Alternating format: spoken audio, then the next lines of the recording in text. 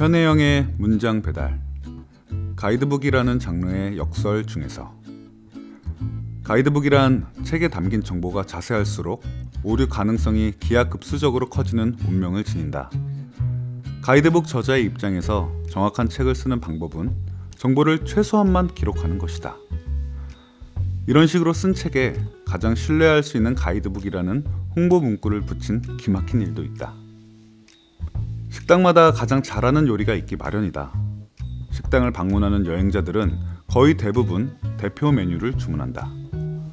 나는 간편 메뉴에 그 식당을 대표하는 요리가 무엇인지 알려주고 가격까지 표기하면 여행자가 예산을 짤 때 도움이 되리라고 기대했다. 하지만 이미 알고 있었다. 이게 스스로 무덤을 파는 일이라는 걸. 간편 메뉴를 넣기 전에는 취재지에 가면 우선 새로 문을 연 식당 등 책에 추가할 곳에 먼저 방문하고 가격이나 위치, 영업시간이나 맛이 달라졌을 법한 곳을 나중에 확인했다. 하지만 간편 메뉴를 만든 뒤로는 모든 식당에 다 방문해야 했다. 해야 할 일이 엄청나게 늘어났다. 거기에 식당에 갈 때마다 메뉴판을 도둑 촬영해야 하는 궁상이 따라 붙었다. 어떤 식당은 입구에 메뉴판을 놓아서 들어가지 않아도 메뉴와 가격을 확인할 수 있지만 메뉴판에 요리의 비법이라도 적혀있는 양 꽁꽁 숨겨놓은 곳이 훨씬 많다. 공들여 만든 간편 메뉴는 또 한 번 예상하지 못한 암초에 부딪혔다.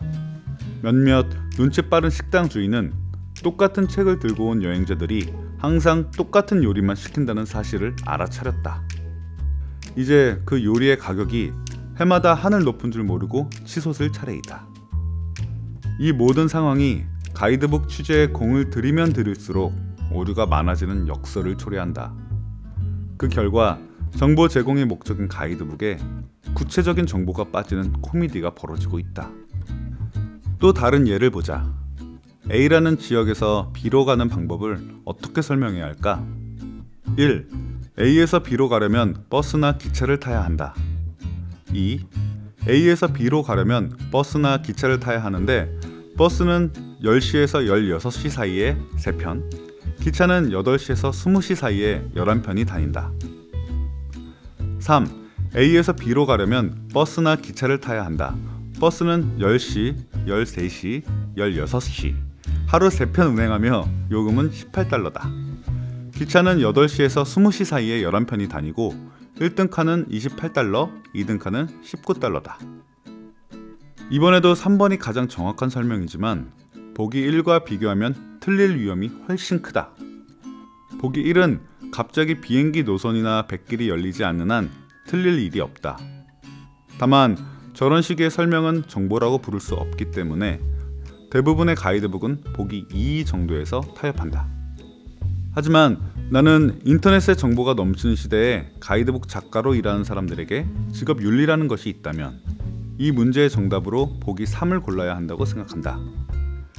자세히 기록하면 할수록 시간의 지남에 따라 오류가 증가하는 상황은 가이드북에 피할 수 없는 숙명이다. 일부 독자들의 서평은 무섭기만 하다. 현혜영 문학집배원이 전달합니다. 전명은 가이드북이라는 장르의 역설을 배달하며. 멀리 여행을 떠나신 지 오래되셨죠. 특히 언어가 전혀 통하지 않는 낯선 나라로의 여행이요. 낯선 곳으로 여행을 떠날 때면 먼저 가이드북을 챙기게 됩니다. 그럴 때 가이드북은 어떤 기준으로 고르시나요? 사진 자료가 다양하고 여행지에 대한 정보가 많은 책, 누구에게나 알려진 여행 코스 말고 색다른 장소를 추천하는 가이드북이라면 손색이 없겠죠. 하지만 가이드북에 표기된 정보만 의지하고 있다가 당황한 경험도 있으실 겁니다. 발행된 지 오래된 가이드북일수록 정보 오류는 많아지기 마련입니다.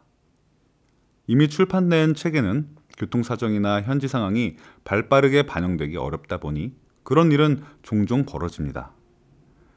여행지에 대한 완벽하고 현재적인 정보를 담은 가이드북은 세상 어디에도 없습니다. 정확한 정보와 사정은 여행자가 스스로 채워나가야 합니다. 가이드북에 적힌 정보는 대략의 지침만을 제공한다는 걸 염두에 두고 여행지의 날씨와 분위기, 거리 풍경과 독특한 냄새, 낯선 음식과 대중교통 노선과 비용은 스스로 채워가야 합니다. 바로 그 순간 여행이 완성되는 것이겠죠. 가이드북에서 말해주지 않은 정보를 스스로 발견해 나가는 그 순간이요. 그것이 진정한 여행의 묘미일 겁니다. 소설가 편혜영. 저는 배우 성연호였습니다.